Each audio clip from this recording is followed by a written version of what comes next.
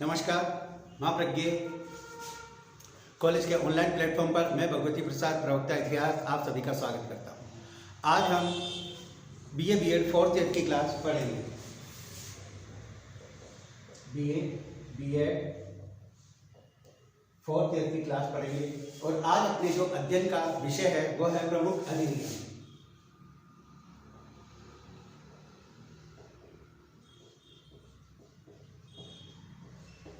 Clear. और यह प्रमुख अधिनियम की इससे पहले मैंने 2 क्लासें पढ़ा दी, ये तीसरी है, अतः ये पार्ट 3 है। क्लियर बच्चों। प्रमुख अधिनियम में मैंने 1773 के एक्ट से शुरू किया था, रेगुलेटिंग एक्ट से शुरू किया था और पिछली 2 क्लासों में 1858 के चार्टर अधिनियम,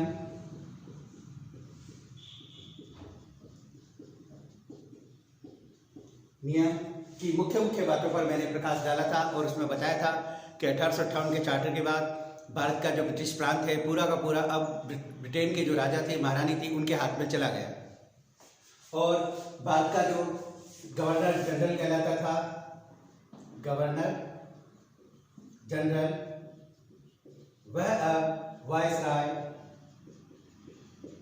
कहलाने लगा और अंतिम गवर्नर जनरल के लॉर्ड कैनिंग थे और प्रथम वायसराय भी लॉर्ड कैनिंग ही थे। ये मुख्य रूप से बात आपको ध्यान में रखनी है बीए बीएड के विद्यार्थियों को। और साथ में ये बात ध्यान रखना, आप जो आगे परीक्षाओं की तैयारी करेंगे तो उसमें भी ये क्वेश्चन पूछा जाता है, अंतिम भारत का गवर्नर जनरल और भारत का प्रथम वायसराय कौन था, लॉर्ड कैनिंग, आदि मुख्य बातों का आप ध्यान रखेंगे। इसके बाद जो आज अपना जो टॉपिक है 1861 का भारत परिषद अधिनियम, 1861 का भारत परिषद अधिनियम।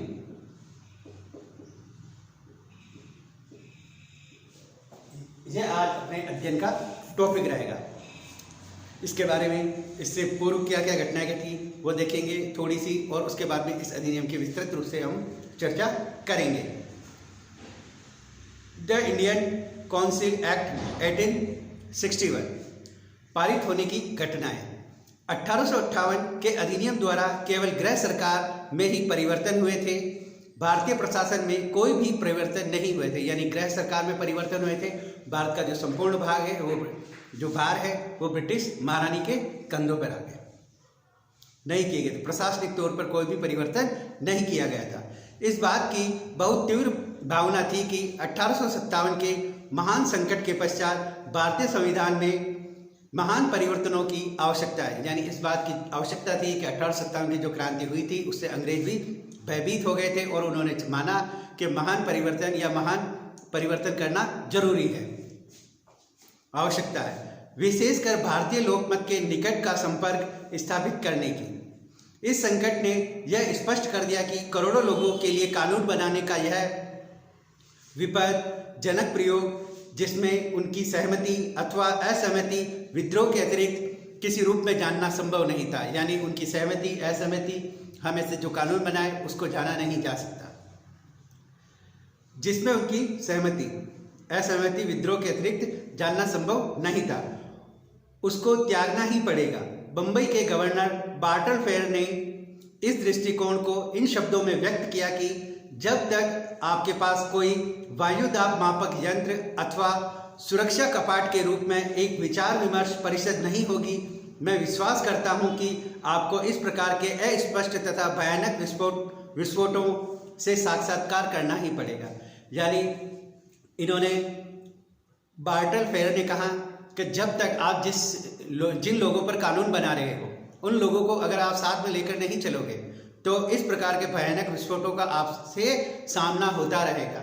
इसके लिए एक सेफ्टी वॉल्व यानी दबाव कम करने का एक वायु यंत्र है, ताकि वो लोगों का जो प्रतिनिधित्व कर रहा है, लोगों को जो अपनी बात कहनी है किसी एक संस्था के माध्यम से, जब तक वो हमें नहीं कहेंगे, हमारे द्वारा बनाए गए जो कानून हैं वो इसी प्रकार महाविस्फोट लगाते रहेंगे, यानी महाविस्फोट करते रहेंगे, करना पड़ेगा। इस प्रकार के विचार सर सैयद अहमद खां जैसे लोगों ने व्यक्त किए और कहा कि 1857-58 की घटनाओं का एक मुख्य कारण शासक और शासितों के बीच आपस में तालमेल का न होना था, यानी शासक और शासितों के मध्य किसी प्रकार का तालमेल नहीं था।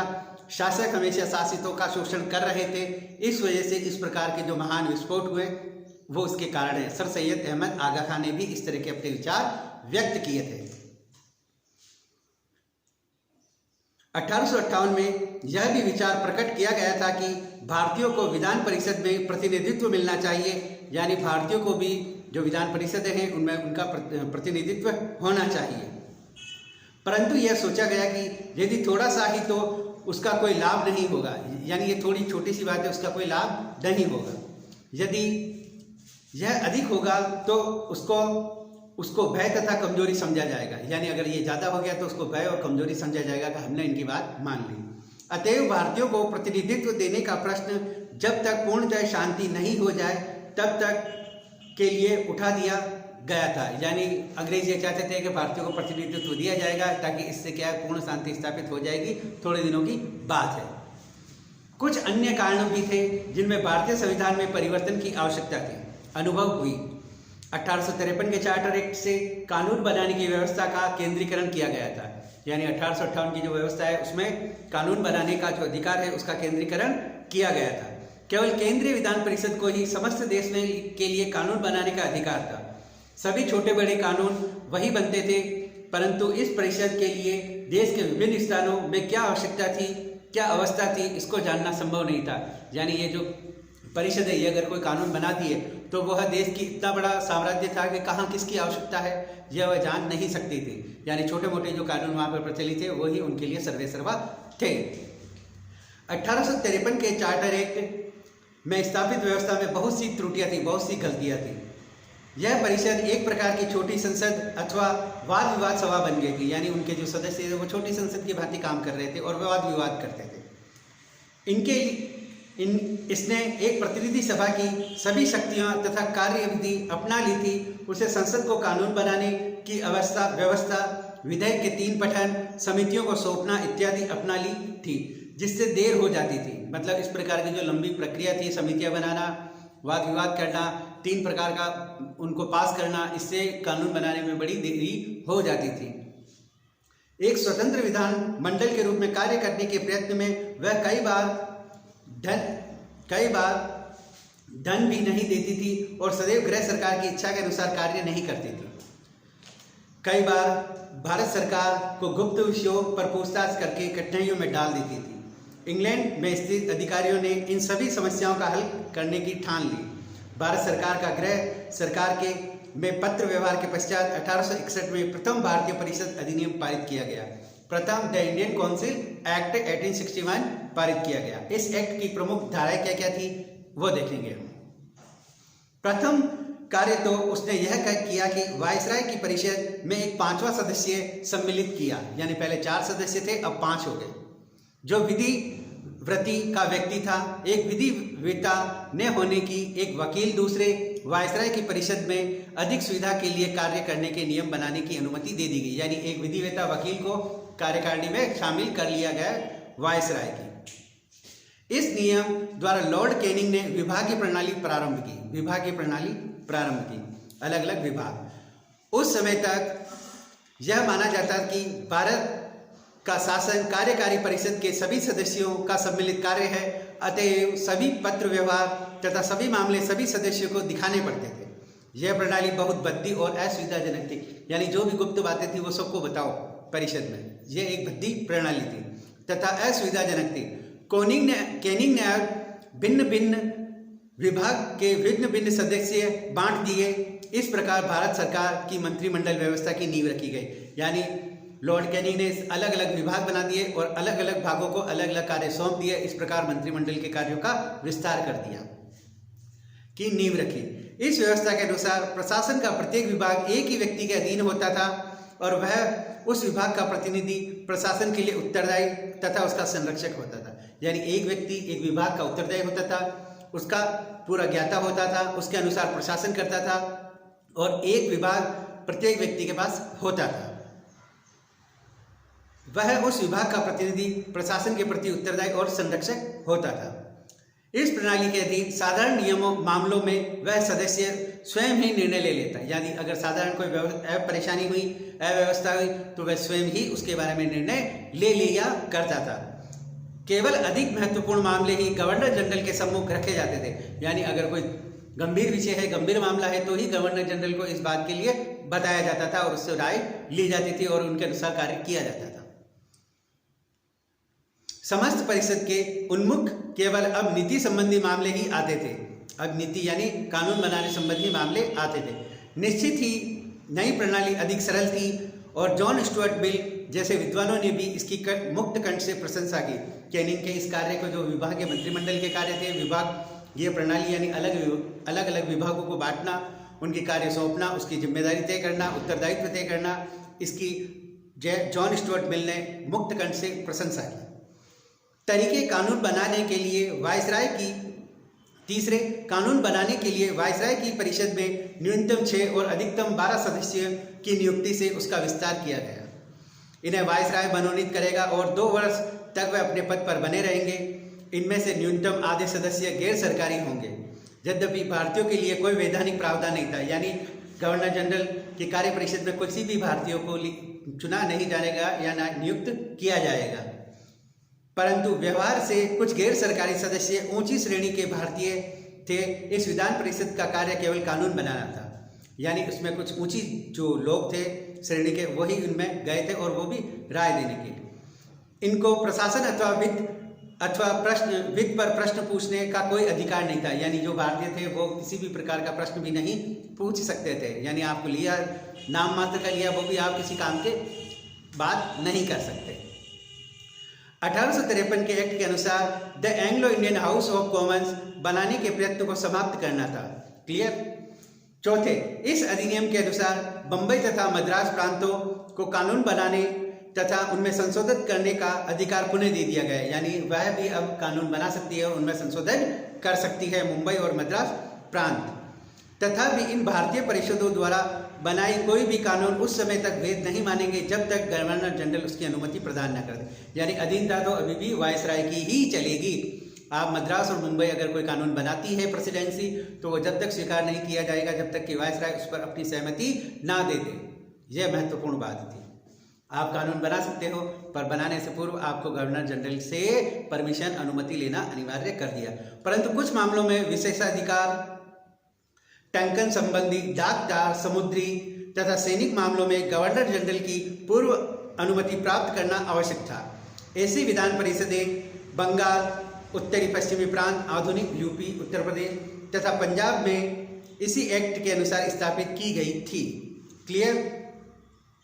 अगला 5वां, गवर्नर जनरल को संकटकालीन अवस्था में विधान परिषद की अनुमति के बिना ही अध्यादेश, ऑर्डिनेंस जारी करने की अनुमति दे दी गई। यानी अगर कोई संकटप्रद स्थिति आ गई तो गवर्नर जनरल परिषद का निर्णय नहीं मानेगा और स्वयं ही अपनी शक्तियों का प्रयोग करके अध्यादेश या ऑर्डिनेंस पास कर सकता है। अध्यादेश अधिकाधिक 6 मास तक लागू कर सकते हैं, किंतु यह ऑर्डिनेंस जो गवर्नर जनरल संकटकालीन में जो लिखता है, बनाता है, वो 6 माह तक लागू होगा। उसके बाद वह लागू नहीं होगा। यानी उसकी संकटकालीन शक्तियों में यह चीज लागू कर दी गई कि 6 महीने तक आप अपनी मर्जी के अनुसार कानून बना सकते हो, उसके आगे आपका पालन नहीं होगा। इस एक्ट का मूल्यांकन। इस अधिनियम की मुख्य विशेषता यह थी कि इसमें सने सरकारी कार्य प्रणाली का गठन तथा एकीकरण हुआ। यानी धीरे धीरे सरकारी प्रणाली का गठन हुआ, धीरे धीरे 3 प्रेसिडेंसियां एक समान पद्धति पर आ गई। परिषद गवर्नर जनरल की सभी प्रांतों पर और सभी लोगों के लिए कानून बनाने तथा प्रशासन करने की शक्ति स्थापित हो गई। स्थानीय ज्ञान तथा आवश्यकताओं को स्वीकार करते हुए स्थानीय परिषदें स्थापित अथवा पुनः स्थापित की गई। कुछ गैर सरकारी तथा भारतीय सदस्यों को परामर्श देने के लिए इन परिषदों का सदस्य बनाया गया। इसमें परामर्श देने के लिए कुछ गैर सरकारी जो भारतीय उच्च श्रेणी के उनको इसमें नियुक्त किया गया था, किंतु प्रश्न पूछने का और कोई भी बात करने का उनको अधिकार नहीं था।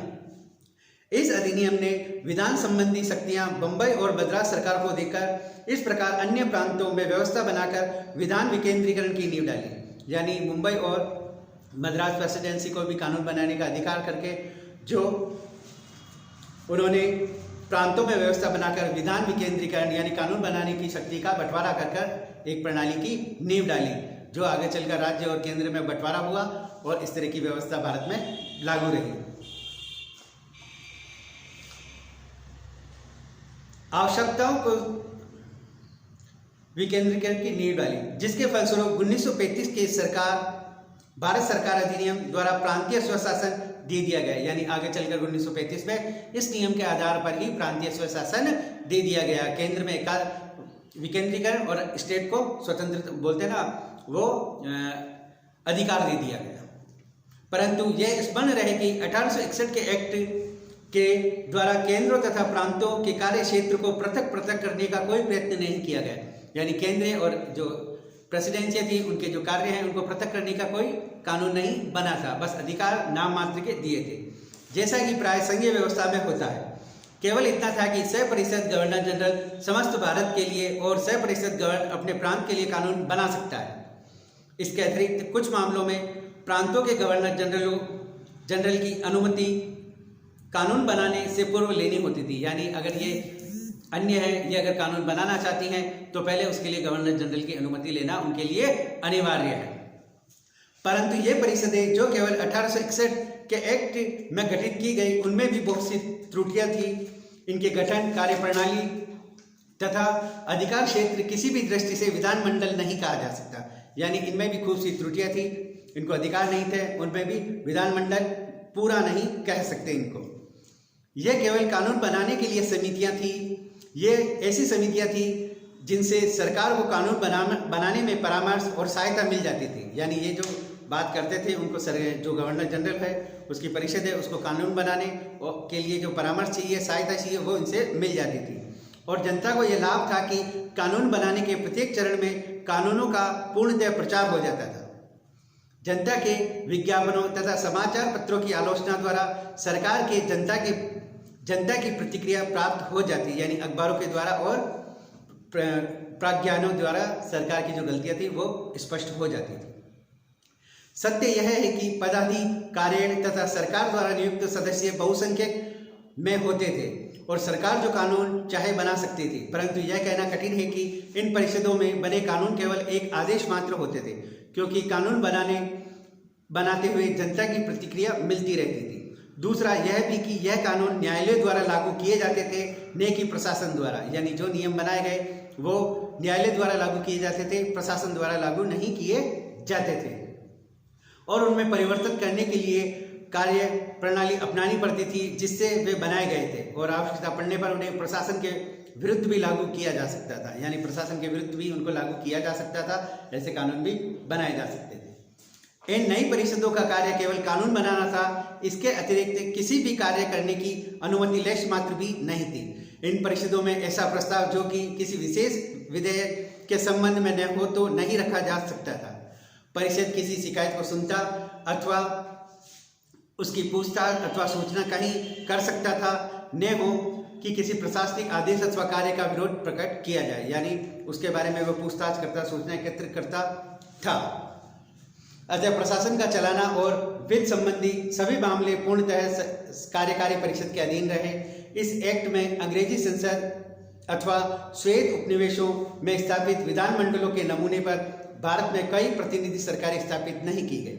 संसद में अथवा श्वेत उपनिवेशों की विधानसभाओं में कार्य करना कोई प्रतिबंध नहीं थे, जैसा कि 1800 एक्ट के अनुसार वित्तीय मामले तथा कर संबंधी मामलों में लगे थे। यानी कर और वित्तीय संबंधी सिर्फ विधान परिषद और गवर्नर जनरल के अधीन रहेंगे, बाकी में कानून बना सकते हैं पर वो भी गवर्नर जनरल की अनुमति के बिना नहीं। इस संबंध में राज्य सचिव चार्ल्स वुड विधेयक को प्रस्तुत करते हुए कह रहे थे कि उनकी भारत में सामान्य प्रतिनिधि परंपरा द्वारा कानून बनाने की प्रणाली आरंभ करने की कोई इच्छा नहीं है। यानी इस प्रकार भारत में कोई विभागीय प्रणाली या सामान्य प्रतिनिधि परामर्श परंपरा की कोई उनकी रुचि नहीं है, इच्छा नहीं है। उन्होंने इन प्रस्तावों को विधान परिषद की उपमा भारतीय राजाओं की दरबार से दी है, जहां सामंत वर्ग अपने अपने विचार रख सकते हैं परंतु राजा उनका परामर्श मानने के लिए बाध्य नहीं है। यानी हर व्यक्ति अपनी बात को कह सकता है। जैसे सामंतवाद में जो राजस्थान में फ्यूडलिज्म था, सामंतवादी था, मनसबदारी जो मुगल काल में थी, उनमें सामंत या मनसबदार राजा को अपने अपने मत प्रस्तुत कर सकता है परंतु राजा उनके मत का स्वीकार करे ये कोई जरूरी नहीं है। इसी प्रकार की विभागीय प्रणाली 1861 के अधिनियम में की गई थी। यानी आप अपने जो कानून है वो बना सकते हैं, आप बता सकते हैं, परामर्श दे सकते हैं, सहायता दे सकते हैं, किंतु मानना ना मानना वो सारी एक दूसरी बात है। क्लियर? वो गवर्नर जनरल या उनकी कार्यकारिणी की जो परिषद है उनकी इच्छा हो तो माने, इच्छा हो तो नहीं माने, आदि बातें इस व्यवस्था के अंतर्गत कही गई थी। इस प्रकार ये आपके सामने मैंने 1861 का भारत परिषद अधिनियम बनाया। इसमें विभागीय प्रणाली की शुरुआत की गई थी। यानी प्रत्येक जो विभाग था उनको अलग अलग व्यक्तियों को सुपुर्द किया गया और उनका हेड था वायसराय, और वह व्यक्ति उस विभाग में सर्वेसर्वा था, उत्तराधिकारी था। अगर कोई बात होती है तो उसका जिम्मेदार भी वही था। इस प्रकार एक विभागीय प्रणाली का गठन किया गया और अन्य प्रांतों में भी इस प्रकार की व्यवस्था लागू की गई।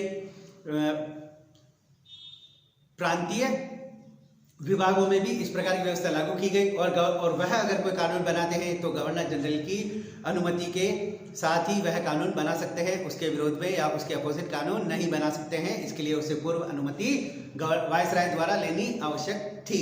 आदि बातों का समावेश इसमें किया गया था। इस प्रकार ये एक्ट आपके सामने कंप्लीट हुआ। अगला है 1892 का भारत परिषद अधिनियम। 1892 का भारत परिषद अधिनियम।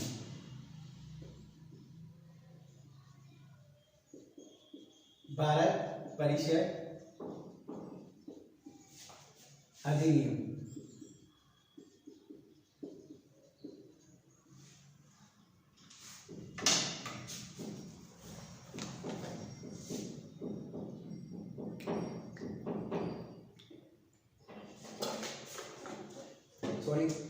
परिषद अधिनियम। एक्ट के पारित होने तक की घटनाएं। 1861 के पश्चात भारतीय संविधान का विकास राजनीतिक असंतोष तथा आंदोलन और परिषदों के सुधार की एक क्रमबद्ध कथा है। सुधार जो अनिच्छा से किए जाते थे सदैव अपर्याप्त होते थे, जिनसे असंतोष बढ़ता और धीरे धीरे सुधारों की मांग होती थी। यह कथन उन सभी अधिनियमों के विषय में सत्य है जो ब्रिटिश संसद ने 1892, 1909, 1919, 1935 में पारित किए। सभी अवस्थाओं की में कहानी की रूपरेखा लगभग एक समान की थी। यानी बेमन से अगर कोई अधिनियम पारित किया जाता था तो उसके परिणाम भी असंतोषजनक नहीं आते थे। तो ब्रिटिश सरकार ने जो सुधार किए वो बेमन से किए थे, भारतीयों को ऐसी बातें लागू नहीं करना चाहती थी, फिर भी उन्होंने किए, अतः उनके परिणाम भी असंतोषजनक आने ही थे। एक्ट में पारित होने से पूर्व घटनाएं थी। 1861 में स्थापित विधान परिषदों में जो भी गैर सरकारी तत्व थे वे चाहे वे ने के बराबर ही थे, जनता का प्रतिनिधित्व नहीं करते थे। केवल इनमें बड़े बड़े जमींदार, अवकाश प्राप्त अधिकारी अथवा भारतीय राजा महाराजा होते थे जो कि जनता की समस्याओं को समझने का दावा नहीं कर सकते थे। यानी 1861 में जो एक्ट में कहा गया था भारतीयों को नाम मात्र का उसमें सलाहकार बुलाया था, किंतु वह किसी भारतीयों का प्रतिनिधित्व नहीं कर सकते थे। वे ऊंचे ऊंचे महाराज थे, अवकाश प्राप्त अधिकारी थे और ऊंचे ऊंचे पदों पर नियुक्त थे। वही व्यक्ति थे, वो जनता का प्रतिनिधित्व नहीं करते थे। 19वीं शताब्दी के उत्तरार्ध में भारत में राष्ट्रीयता को उभारना आरंभ कर दिया। इसके बहुत से कारण थे। 1857 में कलकत्ता, बंबई, मद्रास में स्थापित विश्वविद्यालयों में विद्या के प्रसार से उन्नति हुई और उससे राष्ट्रीयता की भावना उभरी। शिक्षित वर्ग द्वारा अंग्रेजी भाषा के प्रयोग से वे लोग एक दूसरे के समीप आ गए। 1857 के विद्रोह के पश्चात अंग्रेजी सरकार द्वारा दमनकारी नीतियों के अनुसरण करने के कारण लोगों में उनके प्रति घृणा उत्पन्न हो गई। भारतीय जनपद सेवा, इंडियन सिविल सर्विसेज के अधिकारी बहुत दम्भी तथा घमंडी होते थे तथा जनता तथा उनके बीच खाई बढ़ती चली गई। लॉर्ड लिटिन के प्रशासन में कई प्रकार के भारतीयों में कटुता बढ़ गई। 1878 में पारित 2 दमनकारी अधिनियम भारत भाषा, भारतीय भाषा समाचार पत्र अधिनियम, भारतीय शस्त्र अधिनियम, यानी एक तो अंग्रेजी भाषा में ही अखबार चलेगा, दूसरा कोई भी व्यक्ति अस्त्र शस्त्र नहीं रखेगा, यह अधिनियम पारित कर दिया, जिसने भारतीयों को निःशक्त बना दिया। यानी अब रखवाली करनी है, खूंखार जानवरों से रखवाली करनी है तो हथियार अधिनियम बना दिया ब्रिटिश सरकार ने। ब्रिटिश सरकार ये सोचती थी कि इससे है ना हम पर ही गोलियां चलाएगी। अभी तो बहुत से ऐसे लोग थे जो रात को रखवाली करने के लिए अपने पास में हथियार रखते थे, किंतु ब्रिटिश सरकार ने अपने विरोध में मानते हुए उनके शस्त्र अधिनियम कैंसिल कर दिए और उनसे शस्त्र छीन लिए। इससे भारतीय निःशक्त हो गए। भारत सरकार तथा अंग्रेजी सरकार के बीच सूती कपड़े पर 5% आयात कर हटाने के लिए विवाद के कारण लोगों की आंखें खुल गई। इससे अंग्रेजों के न्यायपूर्ण तथा समानता के व्यवहार के खोखलेपन को स्पष्ट प्रमाण मिल गए। यानी भारतीयों के जो कपड़े थे उन पर 5% अधिक चुंगी थी और ब्रिटिश जो कपड़ा था उस पर 5% कम चुंगी थी। इस तरह की व्यवस्था से भारतीयों में समानता और न्यायपूर्णता की बात के व्यवहार के खोखलेपन को स्पष्ट कर दिया और उनकी भारतीयों की आंखें खुल गई। मिल गया कि लांकशायर की मिलों के हितों के लिए भारतीय जनता के हितों को न्यौछावर कर दिया। इसके पश्चात इल्बर्ट बिल का विवाद हो गया। इस घटना ने भी यह स्पष्ट कर दिया कि अंग्रेज उनके जहां उनका अपने हितों का प्रश्न है, न्याय की आशा नहीं करनी चाहिए। यानी इल्बर्ट बिल एक ऐसी घटना घटी जिससे भी ये लगा कि अंग्रेजों से भारतीयों को न्याय की आशा नहीं करनी चाहिए। Ilbert bill,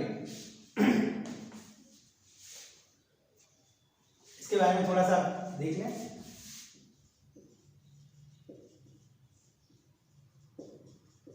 Ilbert bill PC Ilbert द्वारा लाया गया था। इसमें यह था कि कोई भी भारतीय न्यायाधीश अंग्रेजों के मुकदमे सुन सकता था, यानी गोरे लोगों के मुकदमे सुन सकता था। यह अधिकार था क्योंकि रमेश चंद्र मित्तर जो न्यायाधीश थे उनको प्रमोशन हो गया था और उनको यह बात उन पर लागू हो गई थी कि वह अब गोरे व्यक्तियों के भी मुकदमे सुन सकता है। किंतु अंग्रेजों को यह बात पसंद नहीं आई कि कोई भारतीय व्यक्ति हम जैसे लोगों का मुकदमा सुने। इसलिए इसके विरोध में सारे अंग्रेज एकत्र हो गए, एक हो गए और उन्होंने इस बात का विरोध किया। इल्बर्ट को इस बिल में एक संशोधन करना पड़ा। इस बिल में संशोधन क्या किया कि अंग्रेज व्यक्ति का मुकदमा भारतीय न्यायाधीश सुन सकता है, किंतु अगर वह इस मामले से संतुष्ट नहीं है तो वह ज्यूरी की मांग कर सकता है। यानी भारतीय न्यायाधीश द्वारा दिया गया निर्णय अंग्रेज को अगर मान्य नहीं है तो वह ज्यूरी की मांग कर सकता है, यानी 5 जजों की बेंच की मांग कर सकता है। उसमें 3 अंग्रेज होंगे। यानी एक तरह से इल्बर्ट बिल का विरोध हुआ, उसमें 3 गोरे अंग्रेज होंगे और 2 भारतीय होंगे, तो वैसे ही 3 जनों में बहुमत होगा और उस गोरे व्यक्ति को वह सजा से मुक्त भी हो सकता है। ये बात लागू कर दी। अब ये बात लागू करने के लिए जब अंग्रेज एकत्र हुए थे और इस बात को लागू करवाया उन्होंने, तो भारतीयों ने भी ये देखा कि अंग्रेजों से न्याय की आशा करना व्यर्थ है, क्योंकि यह एकत्र होकर अपनी बात को मनवा रहे हैं, तो हमें भी एकत्र होकर देश की स्वाधीनता स्वतंत्रता की बात करनी चाहिए। यह था इल्बर्ट बिल। क्लियर? विवाद उत्पन्न हो गया। इन सभी घटनाओं ने स्पष्ट कर दिया कि अंग्रेजों से जहां उनका अपने हित का प्रश्न हो, न्याय की आशा करना नहीं चाहिए। इन परिस्थितियों में 1885 में भारतीय राष्ट्रीय कांग्रेस का जन्म हुआ। कांग्रेस का आरंभिक उद्देश्य यही था कि भारतीयों में लोकमत को सक्रिय किया जाए ताकि जनता की कठिनाइयों की ओर ध्यान दिलाया जा सके और सुधारों के लिए संवैधानिक रूप से परंतु जोर देकर दबाव डाला जाए। परंतु पहले अधिवेशन में ही कांग्रेस ने निम्नलिखित प्रस्ताव पारित किए जो थे। कांग्रेस यह चाहती थी कि सर्वोच्च तथा स्थानीय विधान परिषदों में पर्याप्त संख्या में निर्वाचित सदस्य सम्मिलित करके इनका सुधार अथवा विस्तार किया जाए और इस प्रकार की विधान परिषदें अवध और उत्तर पश्चिमी प्रांत तथा पंजाब में स्थापित की जाए। और यह भी चाहती थी कि इन परिषदों में विचार के लिए बजट इत्यादि प्रस्तुत किए जाएं और इनका सदस्यों के कार्यकारिणी से प्रशासन के सभी विभागों पर प्रश्न पूछने का अधिकार हो। यानी प्रश्न पूछने का अधिकार, विधान परिषदों में भारतीयों की नियुक्ति का अधिकार, उनका विस्तारीकरण आदि कांग्रेस की प्रमुख मांगें थी और विधेयक प्रस्तुत किया था। इस प्रकार के प्रस्ताव इसके पश्चात के अधिवेशनों में भी पारित होते रहे। आरंभ में कांग्रेस के प्रति अंग्रेज अधिकारियों का व्यवहार सहानुभूति और मित्रतापूर्ण था। यानी स्टार्टिंग में जो अंग्रेज अधिकारी थे उनका कांग्रेस के प्रति जो व्यवहार था वो सहानुभूतिपूर्ण था और मित्रतापूर्ण था, किंतु 1888 तक यह पूर्णतः परिवर्तित हो गया, यानी 3 साल बाद ही यह परिवर्तित हो गया। उस वर्ष तो लॉर्ड डफरिन ने कांग्रेस पर सीधा प्रहार किया और कहा कि यह एक सूक्ष्म अल्पसंख्यकों का प्रतिनिधित्व करती है। यह भी बात इंपॉर्टेंट कही लॉर्ड डफरिन ने कि कांग्रेस सूक्ष्म अल्पसंख्यकों का प्रतिनिधित्व करती है, यानी कुछ लोगों का ही प्रतिनिधित्व करती है। और कांग्रेस की एक मांग एक अज्ञात में बड़ी छलांग है। कांग्रेस की मांग एक अज्ञात में बड़ी छलांग है, यानी जहाँ जानते नहीं है वहाँ छलांग लगाने की बात कर रहे हैं कि इतने लोगों का बहुमत कर रही है। इतने बहुमत कांग्रेस नहीं करती, ये कुछ भारतीयों का ही बोलते ना प्रतिनिधित्व कर रही है। यह डफरिन ने कांग्रेस के महत्व तथा उसके प्रतिनिधि रूप के महत्व को कम करने का प्रयास किया, परंतु वह उससे कहीं अधिक समझदार था और उसने इस आंदोलन के महत्व को समझा और उसने गुप्त रूप से परिषदों के उदार बनाने के सुझाव इंग्लैंड भेजे। उसने अपनी परिषद की एक समिति की नियुक्ति की, जो भी प्रांतीय परिषदों के विस्तार के लिए, उनके पद को ऊंचा करने के लिए, उनके कार्य क्षेत्र को बढ़ाने के लिए, उनमें आंशिक प्रतिनिधित्व प्रणाली आरंभ करने के लिए एक राजनीतिक संस्था के रूप में उनका प्रसार करने की योजना बनाए। परंतु उसने यह भी स्पष्ट कर दिया कि वह भारत में अंग्रेजी नमूने की संसदीय प्रणाली स्थापित नहीं करना चाहता था, यानी विस्तार करना चाहता था पर अंग्रेजों जैसी विभागीय संसदीय प्रणाली लागू नहीं करना चाहता था। उसके मन में इस प्रकार का कोई विचार नहीं था। लॉर्ड डफरिन ने समिति की रिपोर्ट को अपने निजी विचारों सहित लंदन भेजा था, यानी उनके खुद के विचार बताकर लंदन भेजा था, जिसमें परिषद की रचना शक्तियों में परिवर्तनों का सुझाव था, देशवासियों में विश्वास उत्पन्न करता है और जिनमें इतनी बुद्धि तथा क्षमताएं हैं कि वे देश के प्रशासकों की अपने सुझावों से सहायता करें, उनका लोक कार्यों के प्रशासन में अधिक भाग लेने का अवसर दिया जाए। 1890 में इंग्लैंड के रूढ़िवादी दल की सरकार ने भारत सचिव लॉर्ड क्रॉस के सुझाव पर इन सुझावों के आधार पर लॉर्ड सभा में एक विधेयक रखा। यह विधेयक बहुत धीमी गति से चलता हुआ 1892 में संसद द्वारा पारित कर दिया गया। इस अधिनियम परिषद इसे भारतीय परिषद अधिनियम की संज्ञा दी गई, जो आपका 1892 का बना था। इसकी धाराएं निम्न है। इस अधिनियम में केवल भारतीय विधान परिषदों की शक्तियां, कार्य तथा रचना की बात की गई थी। केंद्रीय विधानमंडलों के विषय में यह निश्चय हुआ कि अतिरिक्त सदस्यों की संख्या कम से कम 10 हो और अधिक से अधिक 16 हो, परंतु इनमें सह परिषद राज्य सचिव की आज्ञा लेना आवश्यक होगा और इन्हें ही इन अतिरिक्त सदस्यों के मनोनीत करने के लिए नियम इत्यादि बनाने होंगे। इस वृद्धि को बहुत सी थोड़ा कहा गया। कर्जन ने इसके विषय में यह तर्क दिया कि संख्या के अधिक होने से किसी विद्यार्थी निकाय की कार्यकुशलता अधिक नहीं हो जाती, विमर्शी निकाय की कार्यकुशलता अधिक नहीं हो जाती। इस अधिनियम में यह भी सुझाव था कि कम से कम 40% लोग गैर सरकारी होने चाहिए। इन असैनिक सदस्यों में कुछ चुने हुए, कुछ मनोनीत होते थे। चुनाव का सिद्धांत सीमित रूप से स्वीकार कर लिया गया। विधानमंडलों के सदस्य के अधिकार भी कुछ क्षेत्रों में बढ़ा दिए गए। भविष्य में उन्हें वित्तीय विवरण जो कि संसद में दिए जाना था, उस पर विचार प्रकट करने का अधिकार भी दे दिया गया। यद्यपि इस विषय का कोई प्रस्ताव रखने अथवा सदन के मत विभाजन करने का अधिकार उन्हें नहीं दिया गया था। दूसरे, उन्हें सार्वजनिक हितों के मामले में 6 दिन पूर्व सूचना देकर प्रश्न पूछने का अधिकार दिया गया, यानी आप अगर प्रश्न पूछना चाहते हो तो 6 दिन पहले इसकी परमिशन आपको लेनी पड़ेगी।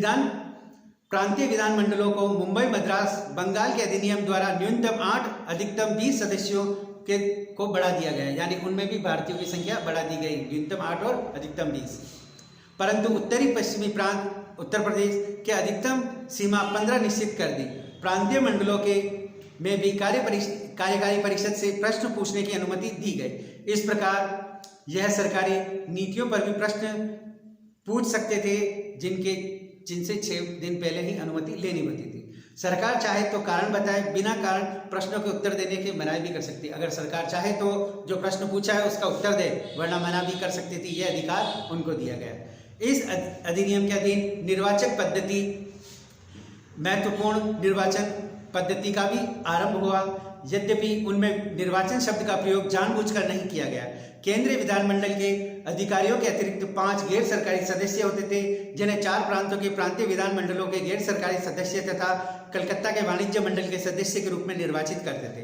5 गैर सरकारी सदस्यों को गवर्नर जनरल मनोनीत करता था। प्रांतीय विधानमंडलों के सदस्य जो नगर पालिकाओं, जिला बोर्ड, विश्वविद्यालयों तथा वाणिज्य मंत्रालय मंडल निर्वाचित करते थे, परंतु निर्वाचन की पद्धति अप्रत्यक्ष थी, यानी निर्वाचन जनता द्वारा नहीं किया जाता था, अप्रत्यक्ष रूप से ही किया जाता था। सभी इकाइयां एकत्र होकर अपने चुने हुए प्रतिनिधियों की सिफारिश गवर्नर जनरल तथा गवर्नरों को भेजते थे। बहुमत द्वारा चुने हुए व्यक्ति निर्वाचित नहीं कहलाते थे, अपितु यह कहा जाता था कि उनके नाम की मनोनीत करने के लिए सिफारिशें की गई थी।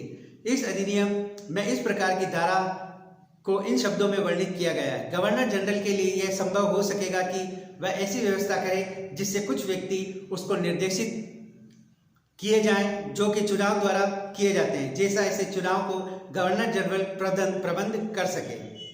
अब इस अधिनियम पे क्या विचार आए वो देखते हैं। 1892 का अधिनियम, भारत परिषद अधिनियम 1861 के अधिनियम से उन्नति की ओर एक पग था, यानी एक कदम था। 1861 के अधिनियम से 1892 का जो अधिनियम है वो एक कदम आगे आया। जैसा होना चाहिए था वैसा ही हुआ। इस अधिनियम में विधानमंडलों के कार्य विस्तृत कर दिए गए। सदस्य प्रश्न पूछ सकते थे, कार्यकारिणी में जो सूचना चाहे प्राप्त कर सकते थे, चालू वर्ष के लिए वित्तीय विवरण, अगले वर्ष के लिए बजट संसद के सम्मुख प्रस्तुत कर सकते थे। सदस्यों को बजट पर साधारण विचार व्यक्त करने, व्यय की कमी बढ़ोतरी के लिए सुझाव देने का अधिकार मिल गया था। विधानमंडलों के अधिकार क्षेत्र बढ़ गए थे। देश के सभी प्रगतिशील लोग इनमें आने लगे थे। गोपाल कृष्ण गोखले, आशुतोष मुखर्जी, रास बिहारी घोष, सुरेंद्रनाथ बनर्जी जैसे नेता विधानमंडलों में प्रवेश कर गए थे। इनकी वाक्पटुता तथा राजनीतिक बुद्धि ने शिक्षित भारतीयों की संसदीय शक्तियों तथा देशभक्ति को पर्याप्त मात्रा में व्यक्त किया। केंद्र में अतिरिक्त सदस्यों की न्यूनतम तथा अधिकतम संख्या 1861 में दी गई संख्या से 4 बढ़ा दी गई। बम्बई, मद्रास, कलकत्ता की परिषदों में अतिरिक्त सदस्यों की अधिकतम संख्या 20 की गई। क्लियर। इस अधिनियम में चुनाव प्रणाली को स्वीकार करना यद्यपि निहित था, स्पष्ट नहीं। एक अत्यधिक वैधानिक महत्व की बात यह है कि यद्यपि प्रतिनिधि सरकार बहुत दूर की बात थी, फिर भी कुछ न कुछ आरंभ तो हो ही गया। इस अधिनियम में बहुत सी त्रुटियां थी जिनके कारण भारतीय राष्ट्रवादी इनसे असंतुष्ट रहे। भारतीय राष्ट्रवाद कांग्रेस के एक्ट की बार बार आलोचना की गई। आलोचकों ने टेढ़ी मेढ़ी निर्वाचन पद्धति की बहुत आलोचना की। कहा गया कि स्थानीय निकाय, लोकल बॉडीज को चुनाव मंडल बनाना एक प्रकार का इनके द्वारा मनोनीत करना ही है, यानी उनका निर्वाचन करवाना एक तरह से मनोनीत करना ही था। सरकार की इच्छा पर ही है इनको स्वीकार अथवा अस्वीकार करें। विधानमंडलों की शक्तियां बहुत ही सीमित थी। सदस्य अनुपूरक प्रश्न नहीं पूछ सकते थे। किसी प्रश्न का उत्तर देना इनकार किया जा सकता था। इस प्रकार कोई प्रतिकार नहीं था। परिषद को बजट पर भी कोई विशेषाधिकार नहीं थे। चुनाव के नियम बहुत ही असंतोषजनक थे। कुछ वर्गों को कोई प्रतिनिधित्व नहीं था, बहुत को अत्यधिक। मुंबई में 2 स्थान यूरोपीय व्यापारी को दे दिए गए। भारतीय व्यापारियों की एक भी नहीं, 2 स्थानों सिंध को भी दे दिए। पूना और सतारा को एक भी नहीं मिला। गोखले के शब्दों में अधिनियम की वास्तविक कार्यशीलता ने उसके खोखलेपन का ठीक ठीक ज्ञान हुआ। बम्बई प्रेसिडेंसी को 8 स्थान मिले। भारत सरकार के नियम के अनुसार 2 तो मुंबई विश्वविद्यालय तथा नगर निगम को दे दिए। बम्बई सरकार के 2 स्थान यूरोपीय समुदाय को दे दिए और 1 स्थान दक्कन के सरदारों को दे दिया। 1 सिंध के जमींदारों को केवल 2 स्थान साधारण जनता को मिले, यानी सब जगह बंटवारा कर दिया और आया जनता के हाथ में 2, 8 में से। 1893 में भारतीय राष्ट्रीय कांग्रेस के लाहौर अधिवेशन के सभापति पद पर बोलते हुए दादा भाई नौरोजी ने अपने विचार रखे। 1892 के अधिनियम के अनुसार किसी सदस्य को कोई प्रस्ताव प्रस्तुत करने का अधिकार नहीं होगा, न ही वित्तीय विचार विनिमय से में संसद में मत डालना मांगने का, न ही इस अधिनियम के अधीन बनाए गए नियम उसके अधिकार द्वारा प्रश्नों का उत्तर देना, ऐसा करने का अधिकार होगा। यानी किसी प्रकार की कोई प्रश्न नहीं पूछ सकते, वित्तीय मामलों पर बात नहीं कर सकते, ऐसी कोई व्यवस्था नहीं की गई थी। निष्कर्ष है हम यह कह सकते हैं कि 1892 का अधिनियम यद्यपि कांग्रेस की मांगों से बहुत ही कम था, फिर भी यह जो पहले व्यवस्था थी उससे बहुत अच्छा था। प्रतिनिधियों के चुनाव तथा विधानमंडलों की कार्यकारिणी पर थोड़ा बहुत नियंत्रण देकर इस अधिनियम में संसदीय उत्तरदायी सरकार के प्रारंभ करने के मार्ग का निर्माण किया था। इस प्रकार ये आपके सामने मैंने इस क्लास में भारत परिषद अधिनियम 1861, इसमें विभागीय प्रणाली की शुरुआत हुई और इसमें एक कदम आगे बढ़े 1892 के भारत परिषद अधिनियम में उत्तरदायित्व देने की बात की गई। इस प्रकार मैंने आज की क्लास में 2 अधिनियम आपके सामने रखे हैं। नेक्स्ट इसके जो अधिनियम है जो अगली क्लास में देखेंगे, आप इसी प्रकार इस क्लास में जो मैंने पढ़ाया है उसको सुने, उसको देखें, जिससे आपके कुछ डाटा क्लियर हों और BA BEd 4th ईयर के विद्यार्थियों को अधिक से अधिक फायदा हो। Thank you. आज के लिए इतना ही इस क्लास में।